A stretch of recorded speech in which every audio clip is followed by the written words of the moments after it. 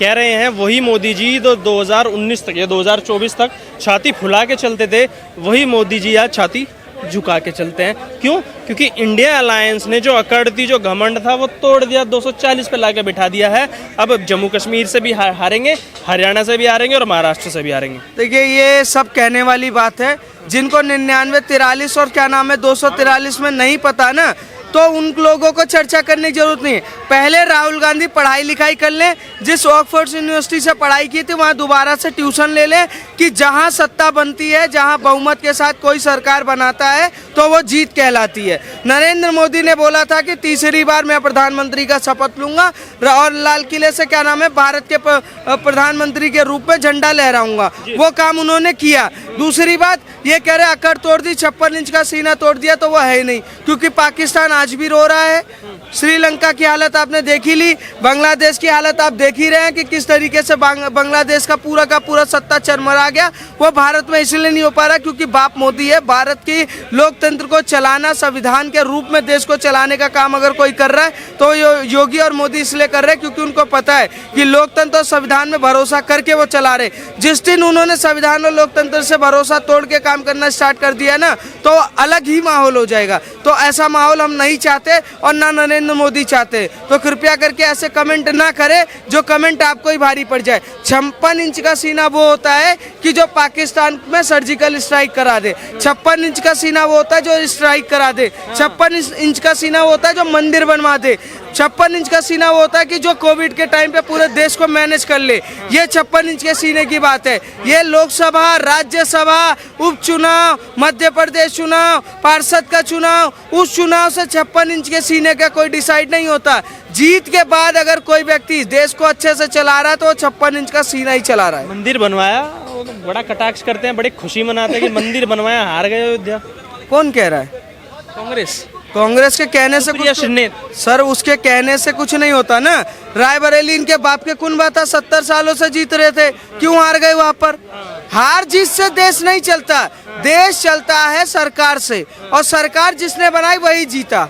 सीधी सी बात है। नरेंद्र मोदी की आप कहते हैं कि 240 सीटें आई, आपकी 3 टीमों की अगर पूरी सीटें मिला ले तो भी 240 नहीं बैठती, ठीक है। नरेंद्र मोदी को आप कहते हो कि हारा हुआ नेता है, आप एक कुनबे के बहुत बड़े राजशाही खानदान के नेता हो, जननायक हो, राजनेता, जननायक छोड़िए सर, बहुत बड़े वहाँ के शहजादे हैं। पर नरेंद्र मोदी तो चाय वाले के बच्चे हैं ना। चाय वाले का बेटा पहले मुख्यमंत्री बनता है, मुख्यमंत्री से देश का प्रधानमंत्री बनता है, और तीसरी बार जनता से चुनकर पहली बार इतिहास में वो प्रधानमंत्री बनता है। तो ये देश के लिए तो गौरव की बात है ना कि एक गरीब का बच्चा तीसरी बार प्रधानमंत्री बना और इतने बड़े बहुमत के साथ। और दूसरा, उसके बैकअप पीछे कुछ नहीं है, नरेंद्र मोदी के पीछे बैकअप कुछ नहीं है। पर तुम्हारे पीछे कौन है? लेफ्टिस्ट, क्या नाम है, सारे के सारे वामपंथी, सारे के सारे जिहादी, सारे के सारे आतंकवादी संगठन, सारे के सारे क्रोनोलॉजी सेट करने वाले तुम्हारे पीछे घूम रहे। उनको सेट करने, उनको साथ में ले चल के, और आप कह रहे हो 38-38 गैंग आप साथ में ले चलने के, आप कह रहे हो कि हमने नरेंद्र मोदी को हरा दिया। हरा नहीं दिया, नरेंद्र मोदी को जिता भी दिया। सलमान खुर्शीद जो हैं कांग्रेसी नेता, कहते हैं भारत के भी यही हाल होंगे और तुम्हारा वाला कहाँ छुपेगा। तो चाहते तो ऐसा ही है कुछ ना। वो भी सलमान खुर्शीद को मैं यही कहना चाहूँगा, सलमान खुर्शीद 2 वक्त की रोटी मिल रही है, खा लो आराम से, सो जाओ। क्यों फालतू बातें करके अपने स्थिति को बिगाड़ना चाह रहे हो? क्यों जेल की रोटियां खाने के लिए मजबूर हो रहे हो? और आप कह रहे हो बांग्लादेश वाला हिंदुस्तान में हो जाएगा, तो ये तो कयामत के दिन तक भी नहीं होंगे। अगर आप 72 हूरों के पास भी चले जाओगे तो भी वो सलमान खुर्शीद जी नहीं कर पाएगी। तो सलमान खुर्शीद से यही कहना चाहूँगा कि इसको समर्थन इसकी पार्टी के ही लोग नहीं करते, कांग्रेस ही नहीं करती। इसकी आप बात कर रहे हो, इसको बातों में कोई दम नहीं रह गया। लेकिन सलमान खुर्शीद, अब कपिल सिब्बल को देख लो, ये भी पूर्व नेता ही है। अब बंगाल में जो भी हुआ, बंगाल सरकार की तरफ से चुनाव लड़ रहे हैं, और जब दलील पेश करते हैं 21 वकीलों के साथ, तो उस बच्ची की हत्या पर हंसी आ जाती है उनके चेहरे पे। तो सलमान खुर्शीद और कपिल सिब्बल का तो पुराना नाता कांग्रेस पार्टी से रहा है, और सपने देख रहे हैं सत्ता में आने के। बिल्कुल पत्रकार महोदय जी, आपने कहा तो सलमान खुर्शीद तो है ही अभी कांग्रेस में, और कपिल सिब्बल की बात करोगे तो कपिल सिब्बल इस समय समाजवादी पार्टी में राज्यसभा सांसद है। आपको मालूम होना चाहिए कि वही कपिल सिब्बल है जिसने राम मंदिर ना बने इसके लिए पूरी अपनी ट्रॉली लेके खड़ा हुआ था। सुप्रीम कोर्ट के राम मंदिर का फैसला आ गया तो खून की नदियां बहेंगी। इसी कपिल सिब्बल ने कहा था। राम मंदिर भी बन गया, भव्य राम मंदिर का उद्घाटन भी 22 जनवरी को हो गया। इन जैसे लोगों को वहां पे बुलाया भी नहीं गया, तो इन्होंने कहा खून की नदियां बहा दी। और कौन सा इन्होंने क्या कर दिया? इनसे एक मच्छर तो मरने वाला नहीं है। ये बड़ी बड़ी बातें फेंकने वाले सलमान खुर्शीद और कपिल सिब्बल। तो ये अभी हरियाणा चुनाव है, एक सर्वे निकल कर आता है कि हरियाणा की जो 40% जनता है वो बीजेपी से खुश नजर नहीं आ रही है। विनेश फोगाट का इतना बड़ा मुद्दा हुआ, साजिश तक करार दे दिया गया कि ओलंपिक में साजिश रची गई, क्योंकि विनेश फोगाट से चिड़े हुए हैं, उन्होंने सरकार के खिलाफ जंतर मंतर पे प्रोटेस्ट कर दिया था। अब वही विनेश फोगाट की खबरें ये भी हैं कि वो कांग्रेस से चुनाव लड़ेंगी। तो कैसे नजर आ रहा है कि हरियाणा तो हाथ से जाता हुआ नजर आएगा कहीं ना कहीं उनके? देखिए पत्रकार महोदय, मैं ये कहना चाहता हूँ कि ये लोग जो भी बोल रहे हैं कि सरकार जाने वाली है या सरकार जाएगी, तो मैं इनसे ये कहना चाह रहा हूँ हरियाणा में देखिए कहीं ना कहीं थोड़ी बहुत कमियां रह गई थी खट्टर जी में। तो खट्टर साहब को इसीलिए बीजेपी ने हटा दिया, साइड कर दिया, अब उनको केंद्र में लेके आ गई है। कहीं ना कहीं कमियां रह गई थी, जैसे मेवात दंगे को कंट्रोल नहीं कर पाए। मेवात में जिस तरीके से वहाँ के दंगाइयों को मार के भगाना था या जेल में डालना था, कहीं ना कहीं इसमें चूक गए खट्टर साहब। तो थोड़ा बहुत आक्रोश तो जनता का है हरियाणा में, लेकिन जब से नायाब सैनी आए हैं वहाँ के नए मुख्यमंत्री, उन्होंने इन कमियों को पूरा कर दिया है।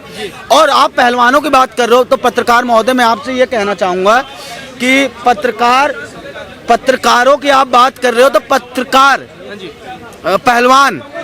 पहलवानों के सपोर्ट में हमेशा से भारत सरकार और यहाँ का खेल मंत्रालय है। और उसी खेल मंत्रालय के दम पे विनेश फोगाट ओलंपियन में गए खेलने, इतना सब कुछ होने के बाद। और आप बात करोगे बजरंग विनेश फोगाट हार कैसे गई? वो कह रहे साजिश, मोदी जी किस मुंह से फोन करते, वो हार गई, उनको हरा दिया गया साजिश के तहत। और जिस तरीके से पूरा का पूरा सिनेरियो खड़ा किया जा रहा है, विनेश फोगाट को एयरपोर्ट से लेके घर तक लेके आना, पूरी की पूरी एयरपोर्ट से लेके घर तक लेके आना, पूरी एक रैली का आयोजन करना, तो क्या लग रहा है कि विनेश फोगाट के कंधे पे रख के बंदूक चलाई जा रही है कांग्रेस की तरफ से? बिल्कुल कंधे पे बंदूक रख के ही चलाई जा रही। तभी तो आपने देखा होगा जो दीपेंद्र हुड्डा है, तो उसी वो मुख्यमंत्री कैंडिडेट रह चुका है दीपेंद्र हुड्डा। क्योंकि ये कहीं दो हड्डी देखते हैं ना, तो अपने आप को रोक नहीं पाते, इनके जीभ से पानी आने लगता है। और आप बात करोगे कि ये हार कैसे गई, देखिए जो इनकी टीम जाती है, जो भारत सरकार भेजती है कोच, ये कोच को उन्होंने नहीं लिया था विनेश फोगाट ने, ये अपना पर्सनल कोच लेके गई थी, पहली चीज। और दूसरी चीज, इनको लड़ना था पहले ये 57 kg 57 kg के ऊपर इन्होंने लड़ा है कुश्ती हमेशा से, तो इनको ये मेंटेन रखना चाहिए था। लेकिन इन्होंने खुद डिमांड की कि मैं 50 kg में लड़ूंगी। तो आपके जो वेट है वो 55 kg है और आप लड़ना चाहते हो 50 kg में, तो आपको मेंटेन करना पड़ेगा ना। या आपके जो पर्सनल कोच हैं उनको मेंटेन करना पड़ेगा। जब आप भारत सरकार के कोचों को नहीं ले गई, तो आप अपने वेट को मेंटेन नहीं कर पा रही हो, कभी ज्यादा कभी कम। देखिए 5 किलोग्राम वेट को कंट्रोल करना हर एक के बस की बात नहीं होती।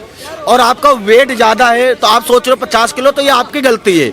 ये अमित शाह जाके आपकी कुश्ती लड़ेंगे, आप सोचो ओलंपियन में, आपका दांव पेच मोदी जी लगाएंगे और योगी जी लगाएंगे, तो ये तो गलत बात है। अच्छा, क्या नजर आ रहा है फिर जैसे पूरा सिनेरियो बना पहलवान को लेके, किसानों को आंदोलन को लेके, चाहे अग्निवीर योजना को लेके, कैसा पूरा आकलन कर पाएंगे कि लग रहा है कि भारतीय जनता पार्टी आ रही है या फिर इस बार कांग्रेस सरकार हरियाणा में? देखिए कुछ कहा नहीं जा सकता, कोई भी आ सकता है, क्योंकि जनता अपने वोट का इस्तेमाल करेगी। क्योंकि जब 2024 में चुनाव हुआ लोकसभा का, तो इसमें हाफ पे आगे दोनों पार्टियां, 5 सीटें इनके 5 इसमें। तो इसमें मैं कोई अभी से घोषणा कर दूं तो ये एक तरीके से समझ लीजिए हरियाणा के लोगों के साथ मेरी गद्दारी होगी कि मैं चुनाव होने से पहले मैं ऐलान कर दूं कि ये जीतेंगे। ये ऐसा नहीं कहा जा सकता, लेकिन हाँ इतना कह सकता हूँ कि फाइट जो है टफ है और कोई भी जीत सकता है, लेकिन बीजेपी 20 रहेगी, कांग्रेस हारने की उम्मीद ज्यादा है। हमारे साथ कुछ लोग और जुड़े हुए, उनसे पूछते हैं। कांग्रेस पार्टी ने कहा था कि किस मुंह से फोन करें, क्योंकि जंतर मंतर पर उनका आंदोलन चल रहा था।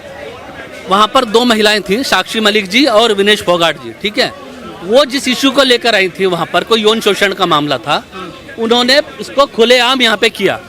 पहले भी दिल्ली के अंदर ऐसे घटनाक्रम हो चुके हैं, उनको इंसाफ मिला, फांसी तक हुई उन लोगों को। आराम से आप बात करते हैं, न्याय व्यवस्था में आपका विश्वास नहीं है। कांग्रेस अगर ऐसे प्रोडक्ट पैदा करेगी जो विनेश फोगाट के कंधे पर रखकर बंदूक चलाने की तैयारी की जा रही है राजनीति के ऊपर, तो विनेश फोगाट को अपने आगे का भविष्य सोचना है और हरियाणा की छोरियों को सोचना है क्या वो विनेश फोगाट से ऐसी चीजों की प्रेरणा लेकर खेलों में आना चाहती हैं या शुद्ध अंतःकरण से शुद्ध मन से शुद्ध अंतःकरण से देशवासियों का सम्मान करते हुए खेल के अंदर आना चाहती हैं। कांग्रेस पार्टी हमारे खिलाड़ियों के कंधों पर बंदूक रखकर राजनीति को साधना बंद करे। नजर क्या आता है ये जो साजिश वाला एंगल पूरा दिखाया गया, इसके बीच में समझ क्या पा रहे हैं कि क्यों ये किया जा रहा है? क्योंकि जम्मू कश्मीर भी जाते हैं राहुल गांधी, श्रीनगर में बोलते हैं कि भैया जो कश्मीरी हैं वो मेरे दिल में बसते हैं, उनका जो पीड़ा है वो मैं समझ सकता हूँ, उनकी पीड़ा को दूर करूँगा, स्टेटहुड का दर्जा दिलवाऊंगा। कैसे देखते हैं दोनों चीज़ों को? लेकिन कुश्ती का मैदान था, ओलंपिक में खेले, जीत हार दो ही पहलू होते हैं। 100 ग्राम वजन कम हो गया इसलिए उनको निकाल दिया, ज़्यादा हो गया ठीक है, नहीं ज़्यादा हुआ कम हुआ जो भी है उनको बाहर निकाला गया 100 ग्राम वजन को लेकर। तो वहाँ की जो कमेटी बनी हुई है आप उसके ऊपर भी विश्वास नहीं कर रहे। आप अगर ओलंपिक में जाकर जो खेल के हमारे निर्माता हैं, जो खेल को वहाँ पर अधिकृत कराते हैं, खेल का पूरा प्रसारण कराते हैं, देखभाल करते हैं, अगर उस कमेटी के ऊपर आप प्रश्न उठाते हो तो आप देश के ऊपर प्रश्न उठा रहे हो, क्योंकि आप देश का प्रतिनिधित्व कर रहे हो, देश का आप सम्मान गिरा रहे हो। खेल भावना वही होती है जो सभी चीज़ों को पहलू रखकर उसको स्वीकार किया जाए। आपको कोई गलती थी, आप कमेटी से बात करते बात खत्म हो जाती। राहुल गांधी को मौका मिल गया इस चीज़ को साधने का। क्या वैसे तो वो हार मतलब गेम से आउट हो गई तो मेडल आएगा नहीं देश के अंदर। राहुल गांधी जैसे लोग जो ऐसे अपरिपक्व नेता हैं वो यही तो चाहते हैं कि भारत में मेडल नहीं है, भारत में मेडल ना है। कश्मीर में बोल रहे हैं कि हमारे दिल में बसते हैं कश्मीरी। क्यों? राहुल गांधी का जो खानदान है पूरा जो परिवार है, इंदिरा गांधी, नेहरू, पंडित नेहरू, राजीव गांधी, जब वहाँ पर कश्मीरी पंडितों का नरसंहार किया जा रहा था तो कश्मीरी राहुल गांधी के परिवार के दिलों में नहीं बसते थे क्या? तब तो किसकी सरकार थी वहाँ पे? आप बताओ, कर सकते थे, पूरा तंत्र आपके हाथ में था। आपने कभी उनके पुनर्वास की बात की? सिख दंगे हुए, जिसके साथ गठबंधन किया है वो कह रहे हैं हम 370 भी बहाल करेंगे नेशनल कॉन्फ्रेंस, और वो ये भी कह रहे हैं हम पाकिस्तान से बातचीत भी आगे बढ़ाएंगे। ना फारूक अब्दुल्ला की औकात है, ना उमर अब्दुल्ला की औकात है, ना राहुल गांधी की राजनीति में औकात है, ना मुफ्ती महबूबा मुफ्ती की औकात है, ना कांग्रेस पार्टी और फारूक अब्दुल्ला जैसे लोगों की अब राजनीति में कोई औकात है कि 370 के ऊपर छेड़छाड़ कर सके। जो फैसला हुआ वो कश्मीरियों के हक में हुआ।